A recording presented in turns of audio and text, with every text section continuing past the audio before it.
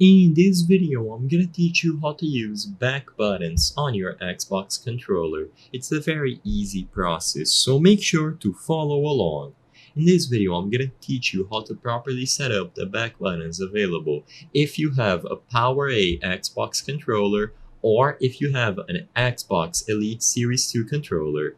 So, if you have other models that include back buttons, you will have to go to their specific manual. In this video, I'm going to focus on these two types of controllers. So for the PowerA, if you turn the controller around, you will notice that there is going to be a big program button, usually somewhere along the center of the controller, closer to the top.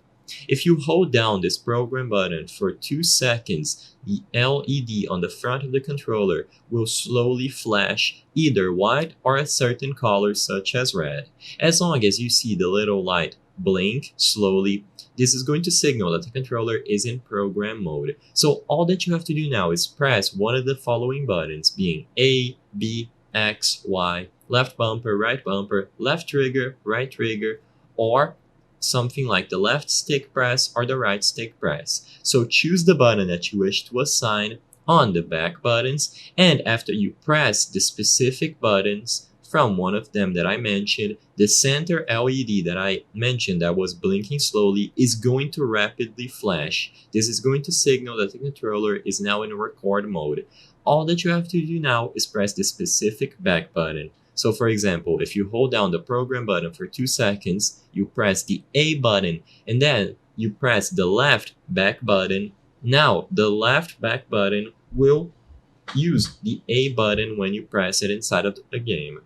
If you have the Xbox Elite Series 2 controller, the process is even simpler.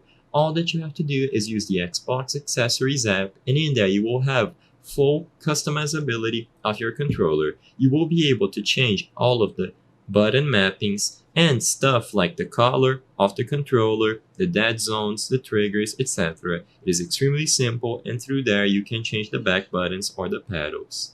I hope I was able to help you on how to use back buttons on your Xbox controller. If this video helped you, please be sure to leave a like and subscribe for more very easy tips. Thank you for watching.